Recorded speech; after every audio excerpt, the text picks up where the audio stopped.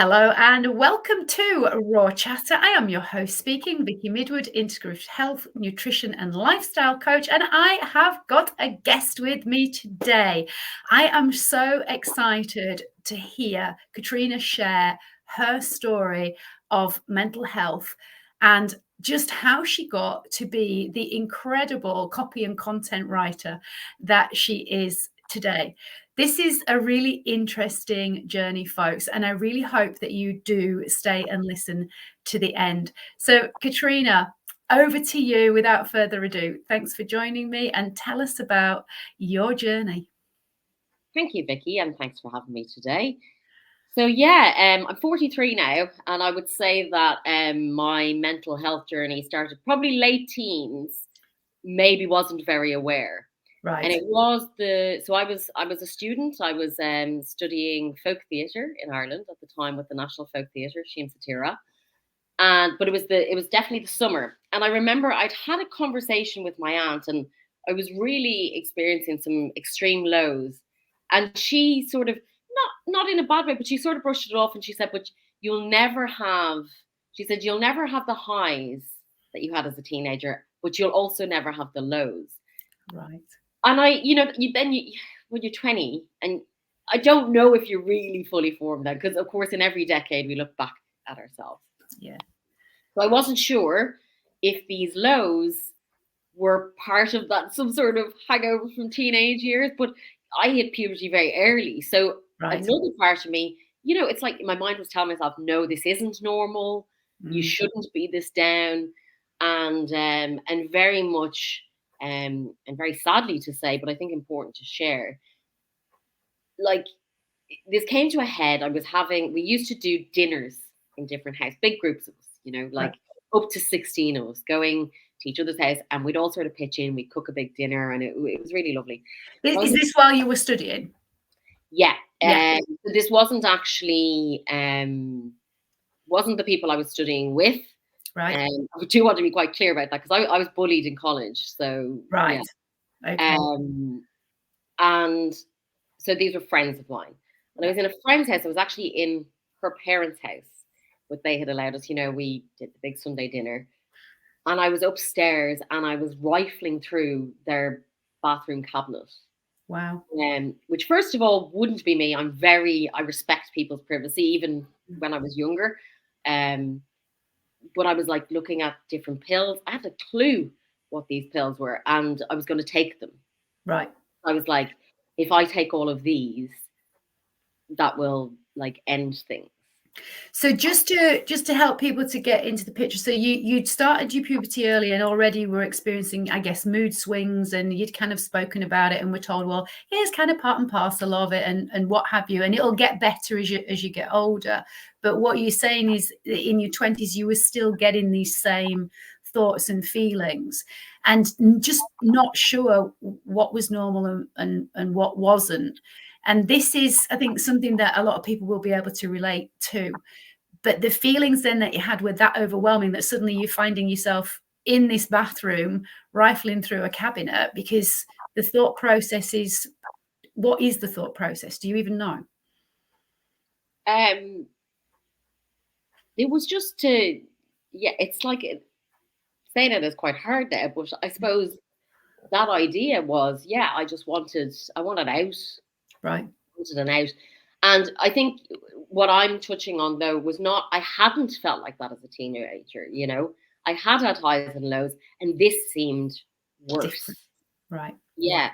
And that's what I was like, well, people have told me the highs and lows are different, and gosh, I'm having awful lows. Like, what is going on here, Do you want to explain, if you can? I know it's really difficult to put it into words, but what was it like for you? What were those lows? How did you know, God, this is different?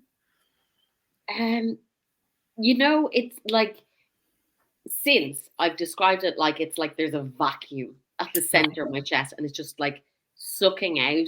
It's like there's no air, and that doesn't make sense because obviously you're breathing, but it's like just a hole, and Right. anything good or anything that could fill that is being sucked out. It's like just an abyss. Right. A brilliant way to describe it. And I think people who have been there will know exactly what you mean. Yeah. Thank you. And yeah, so that was pretty horrendous. And I didn't take those pills. And I sat on the floor of that bathroom, I think for about, it was like over 90 minutes. Somebody then did come and check on me. And some people knew I was going through a hard time, and they really didn't know how to deal with me, which is fine. Like, we were all young. Yeah. And some people really didn't want to know. And that was quite hurtful as well, you know. But I was just sitting, I was lying on that floor just crying that I could even consider doing that to this friend and her family. Like, I only met her parents that day. Wow. I was like, imagine.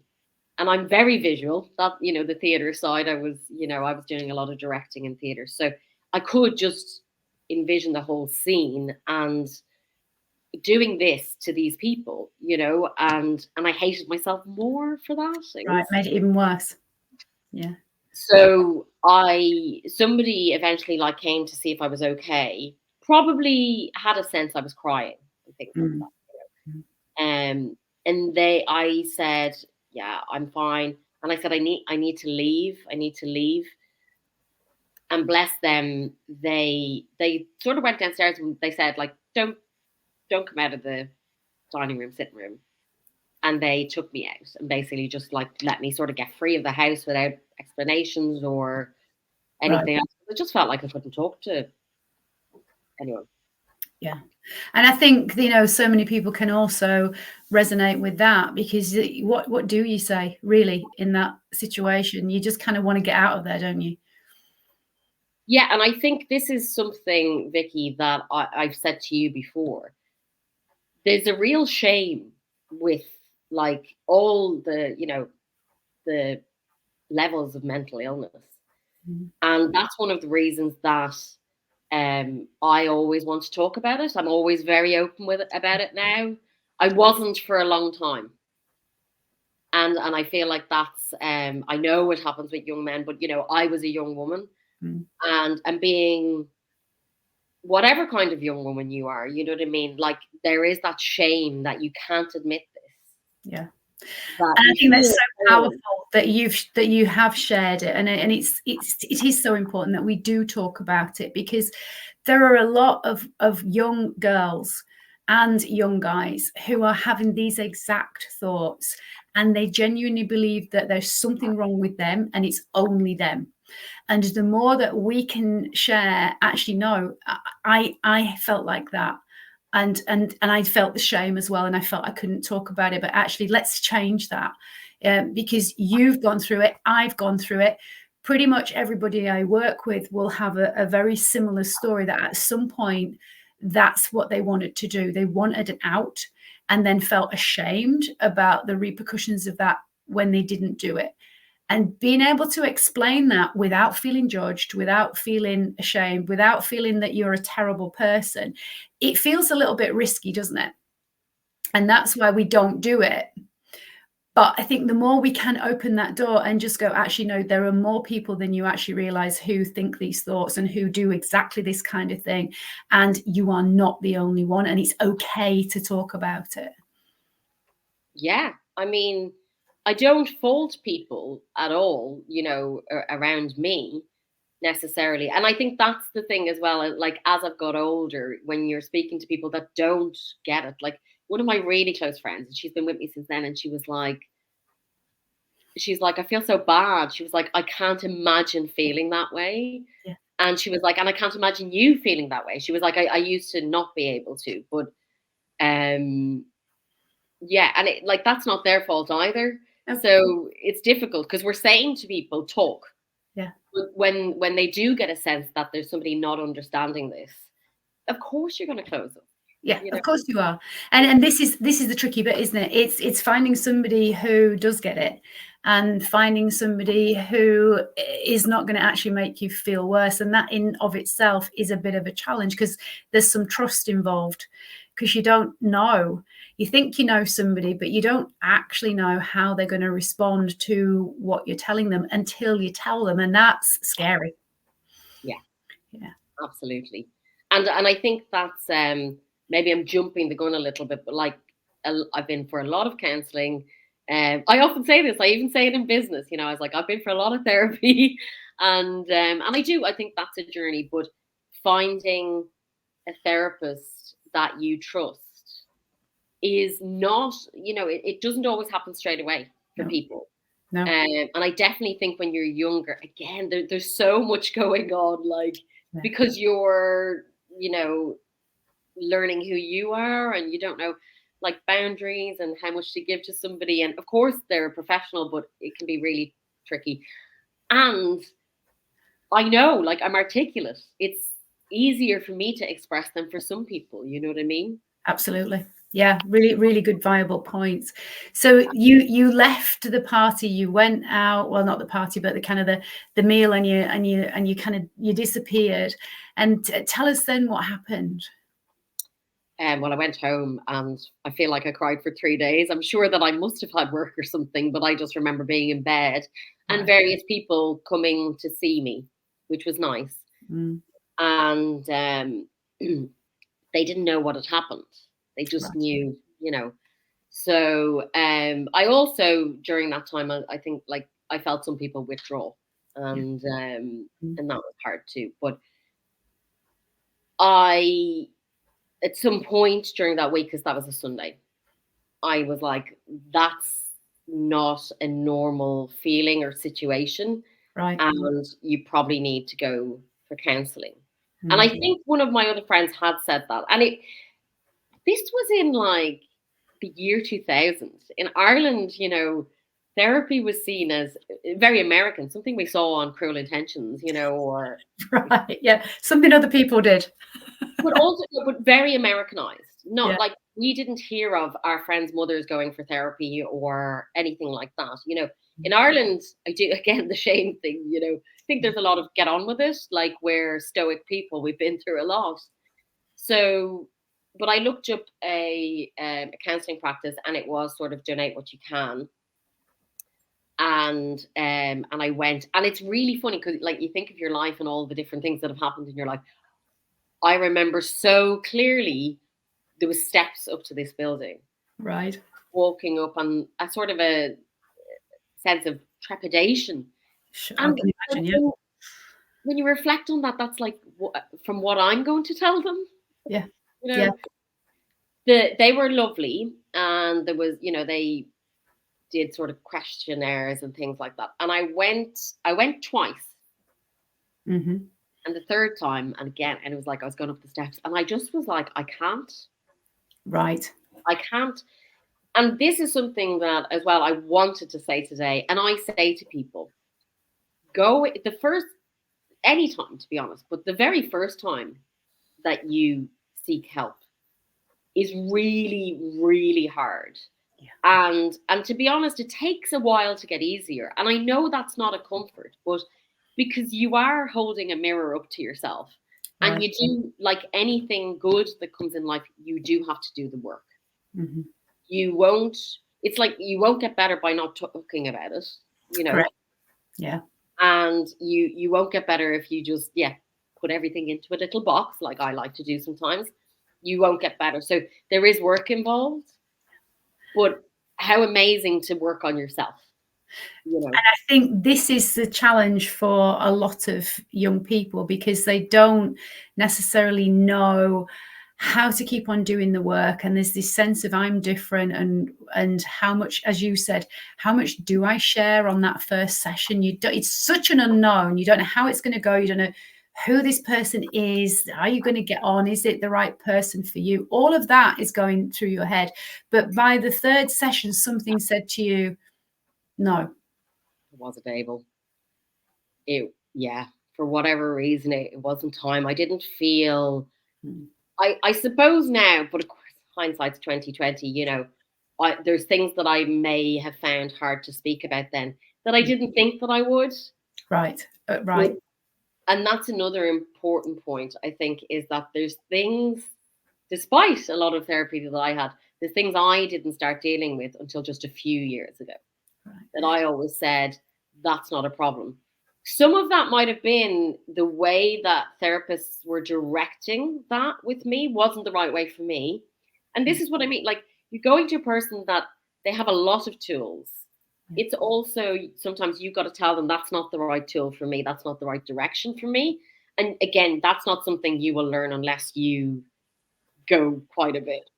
It's true, and it's really good that you've pointed that out, because what we have to recognize is that the person will have their own values, their own belief systems, and not consciously, but they're bringing that with them. Mm-hmm. And so there's going to be a degree of them interpreting what you've said and them going, okay, I have a toolbox. What do I think is the appropriate tool here? And as you've said, it's not necessarily the right tool for you, or it might be, but not at that time for that particular issue.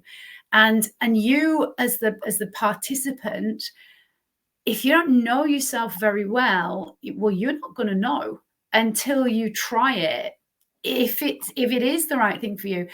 And this is where I think the dilemma and the challenge comes in for a lot of people, because a lot of young people, particularly today, and I've kind of done a podcast episode on this, is that they have great difficulty in trusting themselves and actually believing that what they feel and think is the right thing, because they're consistently looking for validation and somebody to say, yes, no, it's okay, you are correct. And when it comes to therapy, it's not about being correct. It's about you being able to say what you need to say, and then hopefully change how that feels and how it affects you moving forward. And that's a whole different and new experience, isn't it? Yeah. And I think what you've talked about there is that, like, that validation now is,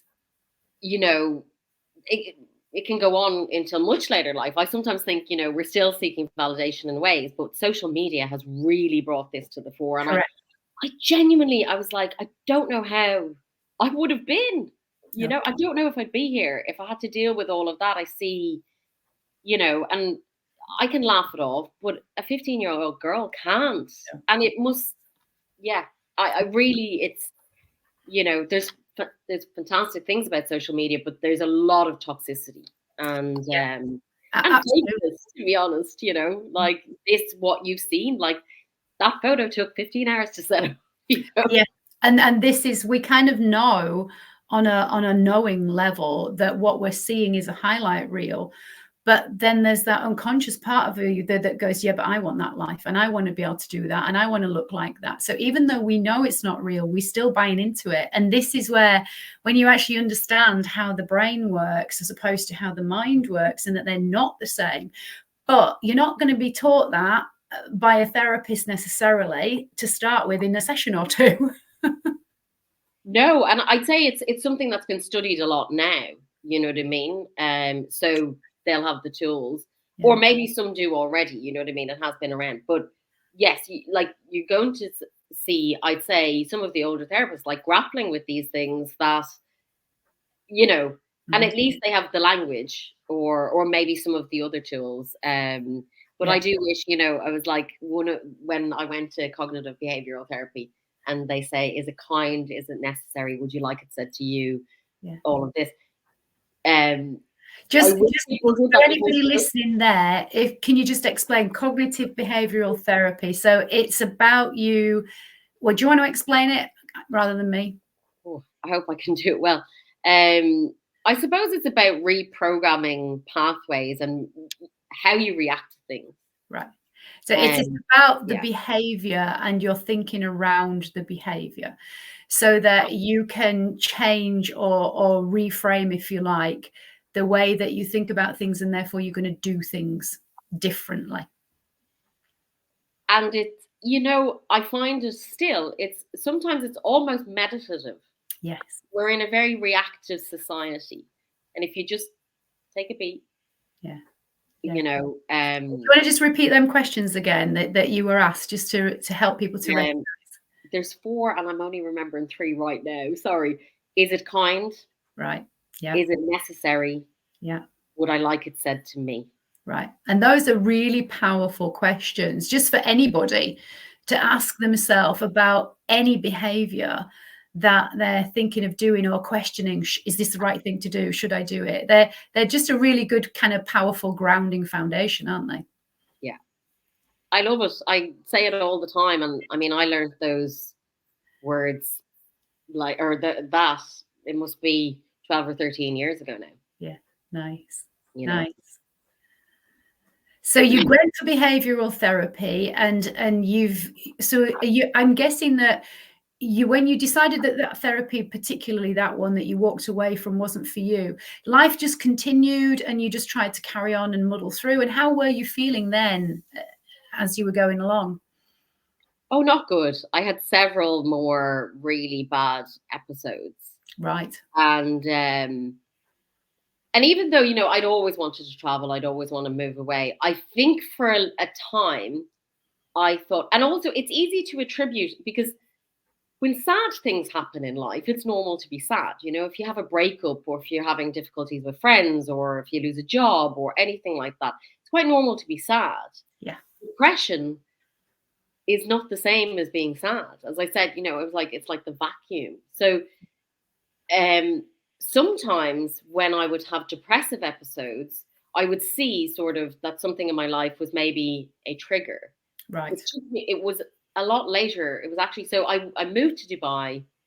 I had quite a hard time actually in my first couple of years there. Right. And so when things are a little bit tricky and you're trying to figure your way out, it can be easy to sort of brush it aside. Now, I take that on board, Vicky, that I'm lucky that I could. I know that for some people, it's much, much more difficult. They can't get out of bed. And because I've been in those situations, but I've also not, you know what I mean? So you understand the difference and the fact that it wasn't like that, having to stay in bed all of the time for you.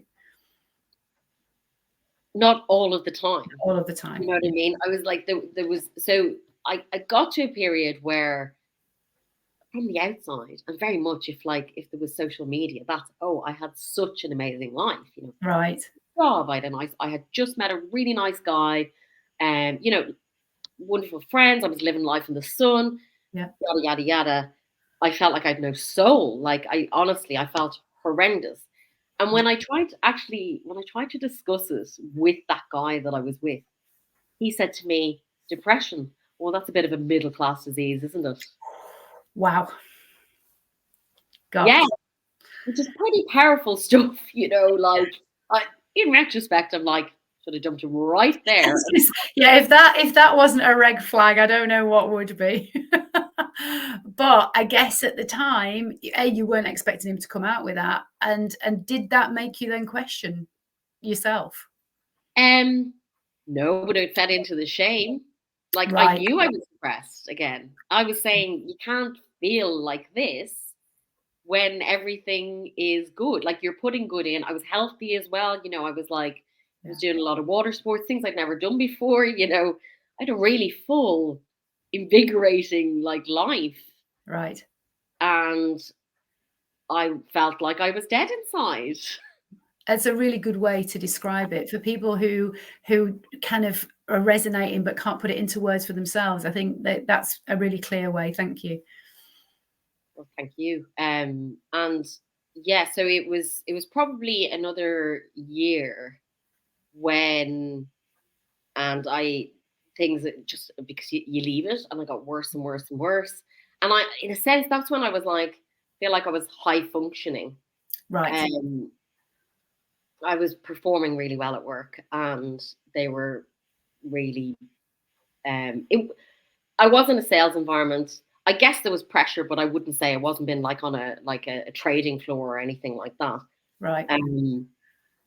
And I did come to sort of a crisis point again, and where I would lie in bed and think, well, if I lie here long enough, I'll just die. Wow. And That's a very familiar thought pattern, I have to say. I can definitely resonate with that one. But I just wanted to ask you, up until this point, because you mentioned that you took it upon yourself to find a counsellor. At any time did you go to your GP? Was there ever any kind of medication suggested for you along this journey, or did you not go down that route? Until this point, and this is when things changed. So first of all, no. Right. In Ireland, I would say we've less of a culture of going to the GP because it costs like £70. So you don't go to the doctor. If your arm is actually hanging off, you might go to the doctor. Okay. We don't Unlike here in the UK, where it's free, we're off there every 5 minutes. Yeah. It's a very, very different society in terms of healthcare. Right. So in Ireland, absolutely not. There was no way. The therapy that I'd gone to as well, they weren't actually psychologists or psychiatrists, they were counselors. And I know there is that definition here as well. So that wasn't even in their sort of remit. Yeah. And then I left it alone. Right. And I'm trying to think I think that I had tentatively found some sensitive ears in Dubai and asked. And found this guy. And it's quite striking. I'm aware of time as well. It's quite striking how you would not think this was the best match for me, but I ended up with this guy for 5 years. So he was a psychiatrist, a Jordanian man, teetotal. Yeah. And he was incredible. Right. But he was also a homeopath. So I was having horrendous sleep difficulties, and he was like, well, I don't want to medicate you for them, but I do suggest that we put you on antidepressants. And he was like, let's try some alternatives for your sleep and things like this. He also sent me to talk therapy initially as alongside him, but he took me back several times, and we kept in touch even by email after that. He was wonderful, and I think he changed my life. Amazing. But yes, so there, and that's the thing. So I was dead against medication. Right. Again, it was like shame and I'm broken and everything else. And I think even while I took it, because I just knew, I was like, well, something has to change. But it wasn't until I actually was back in Ireland in 2014. Right. I spoke to my family GP. So like I'd grown up with him. And I felt a bit weird, and I was like, oh, I need I've been on Cipralex, and he was like, so not a problem. Yeah, no problem. How much were you on? And do you feel like that's the right dose? Do you need to see somebody? Blah blah blah. And I was blown away. And he was so matter of fact about it. Yeah, and he was just like, it's like being on heart medication. Right. He was like, for some people, it keeps them alive. He was like, I'm sorry if you haven't been feeling great, but you know. And it was really, it was really refreshing. Refreshing, yeah. I'd gone to him, you know. But I do think it's important to work out as well, because I was like, yes, medication's brilliant, but I do think that it should be accompanied by, let's see what underlying things that there are. Absolutely. And I don't want to say issues, but because I feel like there's a lot of people taking medication, and I know that that's important, but are things going to improve ever if you don't? Some people need medication for life. I know people who've been on lithium. I know, you know what I mean? Yeah. Absolutely. But I think it's good to get the things out of your head just to take a bit of the weight off. Correct. I think that is just so important. And I think as a society, while we are getting better, I would hope that there's still a way to go, and that we all have a part in that. I think that's such a powerful message to get across. And it's the message that I absolutely wholeheartedly agree with, because medication absolutely has a place. And for people who are totally anti it, you know, for whatever reason, we seem to, as a society, want to go all in one way or all in the other. And it's like, we don't work like that. There's all of this gap in between them two extremes, and we all fit somewhere within the gaps. Very few people are totally at either end of the extremes. And yet that's where people try to put others, and it's just like, stop it. Medication has a place, but it's ideally not forever. unless it is for a specific issue where you need, for example, if you're type 1 diabetic, well, you're going to be on insulin forever because you genuinely cannot function without it. And there are a few situations like that for sure.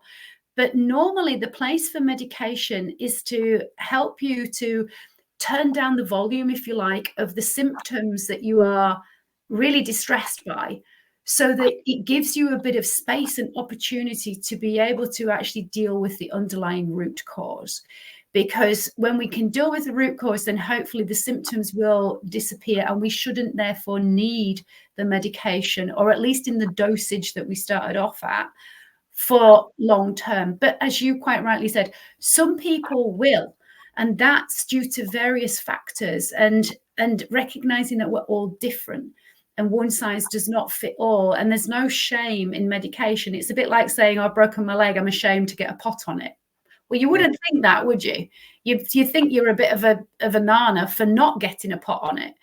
And yet, for some reason, when it comes to medication that helps us with brain function or our hormones or our neurotransmitters, suddenly it's just because we can't physically see what the difference is, people question it. And it's so important that you've said, you know what, you need to do what you need to do, but it's about also doing the work. And that's talking about what you may think is the underlying issue. And sometimes it's not what you think, is it? Oh, absolutely not. You know, and that's the thing. I think, as I said, I'm still on a journey and still learning. It was surprising to me for things to come up a few years ago, and I got myself in knots over it. And I'm very much now, you know, I do believe, and it might sound like a sad thing to acknowledge, but there may be times like I'm going to need medications again, and it's like to get through, because I know that sometimes I slip. And sometimes I grab it. Sometimes I manage to like get myself out of it, or sort of give myself time and build myself out of it. But other times I think you do need that help, you know, and to be open to that, to not have the shame anymore. Like there's something freeing in that. Now, obviously, it's funny because I'm saying this now, and I'm in a healthy place, right? But I don't know that in 6 months I can slip back down that, you know. But once you recognize that, we're talking about a time frame here. You started off by saying you're now 43, and this journey began when you were young teens, probably, but you didn't necessarily know, but definitely in your 20s. So we're talking about a chunk of time where you've had the opportunity, thanks to you taking the step to yourself to go and see a counselor initially, and to be open to doing the work and getting to know yourself. And over 20 years, that's a decent length of time to get to know what does work for you, what makes things worse potentially, what can help, but also very much the fact that you've recognized you could keep on doing this, and you probably will, but that's okay, because that's you. And as long as you don't beat yourself up about it, you'll probably find that those episodes don't last too long. Whereas when you didn't have the skill set and the knowledge about yourself that you do now, then potentially you wouldn't have been able to say that.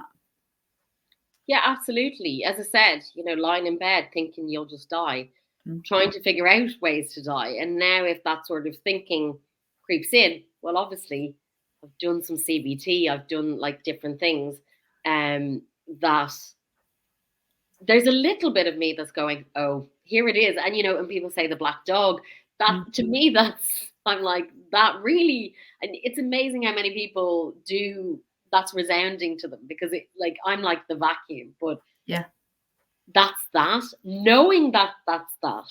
Yes. Actually helps an awful lot, because I'm like, okay, how bad is this? Scale of 1 to 10. Nice. What can I do today? How can I manage this?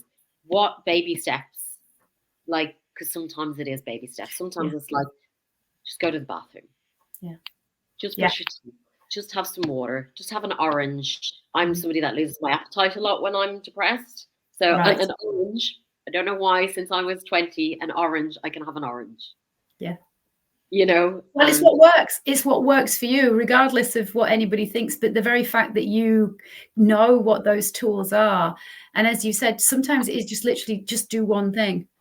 yeah. And that's because that's all you can do in that moment, and that one thing is enough. Yeah. Yeah.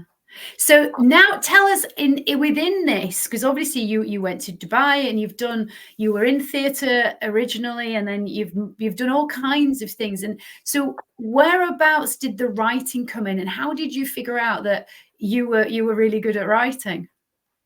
Well, I'd always written, to be honest. Oh my God, my parents, my mom would be like, "There's boxes full of books in the attic of my writing. Do you not want to throw them out?" I'm like, "Do you want to throw them out?" You know. I wanted to be a writer when I was a child, and I didn't really see, like, just, you know, I guess we were lower middle class, maybe working class, and it wasn't an option. The same way I was like, when I chose theatre, I did theatre and marketing, Right. so that there was a, you know, it's like something to fall back on when you're in a society where you have to earn money to live, and it's even more so now. Um, and so I had dabbled like in PR, in marketing. Then I was like very much in sales. I don't think sales did, even though I was high performing, I don't think it did a lot for my mental health. Um, and and then I actually I had a career mentor, Okay. because I knew I was running a business for somebody else, and I knew that I wanted to do something for myself and that I could do something for myself. I was about 31, 32 at this point. And yeah, and a career mentor, I said it's like career therapy, because they didn't say, well, you should do this. They asked the right questions. And eventually I was like, of course I should write. This makes Yeah. so much sense. What have I, you know? And I did a couple of short courses, and set out on my own. Brilliant. And that was in 2013. So 11 years ago, April as well. So it's 11 years this month. Amazing. And yeah, there's an interesting thing, and I don't think that I would work for myself if I'd never been for therapy. Because Right. I think Okay, that that's a heck of a comment. So expand on that. What makes you say that? because you have to embrace your vulnerability, Right. Right. which I had done. Yeah. So there's ways where people can say things which are water off a duck's back to me, you know, and there's Yeah. other ways where things hurt, but you're human. But you've got to, I think, knowing yourself helps drive you to success and to what works for you. And everything about what I do now is good for me. Fabulous. Writing Right. every single day, you know. So can I ask you, did you find that whilst you were going through doing the work on yourself, did you turn to writing about what was going on? Because you said you've got loads of writing and stuff and books at home. So were you doing kind of journaling, or were you just putting pen to paper for the fun of creative writing? What sort of writing were you doing, if any, Um, while you were going through your struggles? I did a lot of creative writing, and it's interesting. A lot of my characters have mental health conditions. Right. Right. So It's amazing when I reflect that I wasn't actually aware, but I've written about people at war and things like that. I haven't been through war, but right. you know what it does to them mentally. I've always been interested in the mind. So Yeah. there's definitely been a leaning there. I was asked to journal. Yes. Weirdly, I never really felt comfortable sharing my writing with anyone Right. else. Okay. You know? Even though I've kept diaries, everything else, I've written poetry all my life. And but it's funny now with, yeah, like as I said, with copy and content, that's, you know, I'm writing very directly for businesses. Sometimes I write articles. I'm definitely interested in the mental health, but I think I felt like I'm not an expert. I'm not a doctor. Mhm. Sometimes writing about that feels like a stretch beyond my abilities, but I probably at some point I'll put pen to paper about my experiences. Right. So just the whole kind of writing process, and as you say, you didn't go through war, but through your creative writing, those were the kind of things that came up.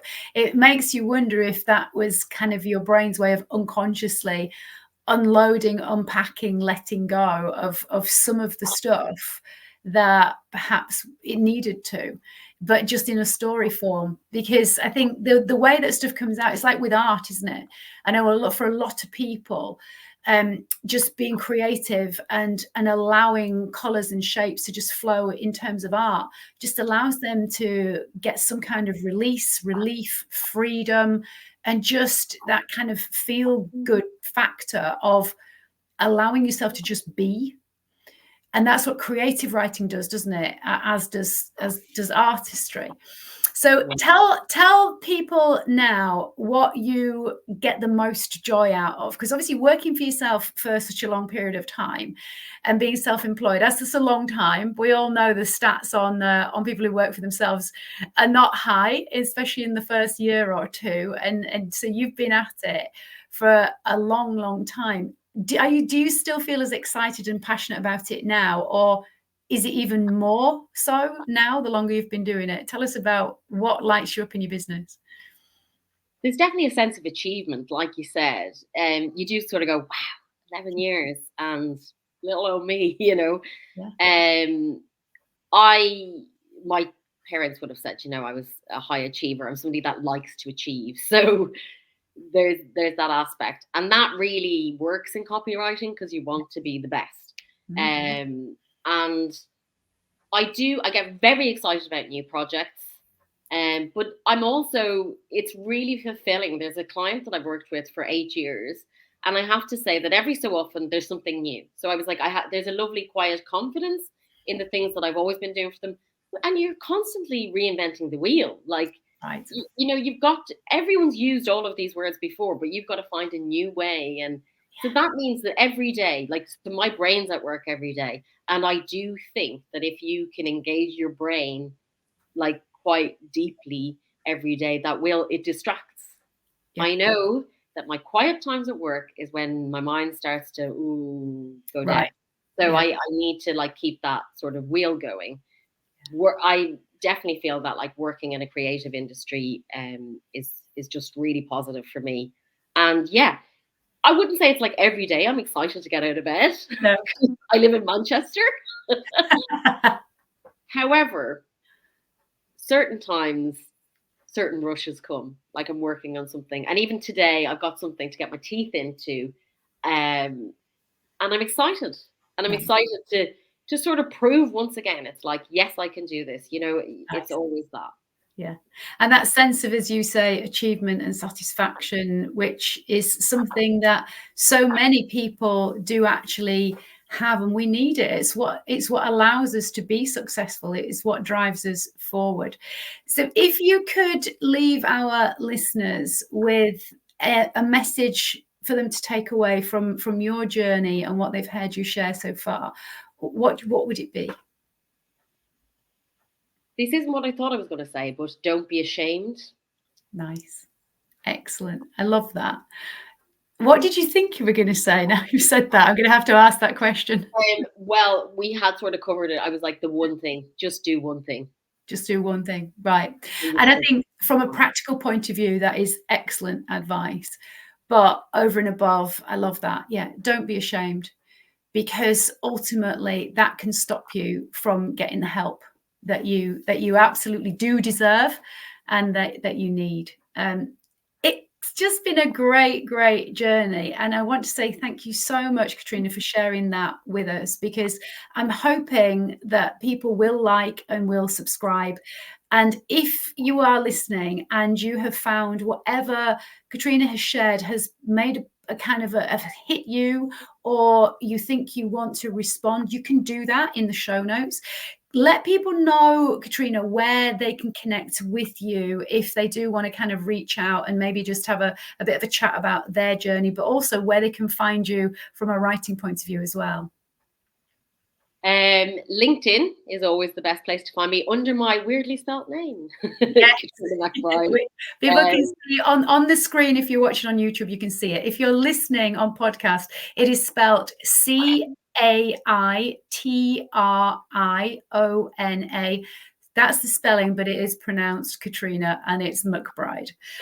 So on LinkedIn, obviously we'll put the links in the show notes, and if you're watching on YouTube, it'll be in description. But if you could do anything different, would you have done anything different to get you to this point? Or are you actually quite happy that you've had the journey that you've had? Yeah, I try not to have regrets. I'm still here, so I think I have a lot to be grateful for. There's people I know that aren't. So Brilliant. I guess just being more open. Fantastic. Absolutely wonderful. And on that note, folks, as I say, please do, if you've liked what we have shared today, please do hit that like button. Do subscribe so that you don't miss the next episode. And if you think that this might be helpful to somebody that you know who's struggling, please do pass it on to them as well. And I will leave you with this. We only have one life, as far as we know, and one body. Look after it, because it is looking after you. Until next time, take care of yourselves. Bye-bye.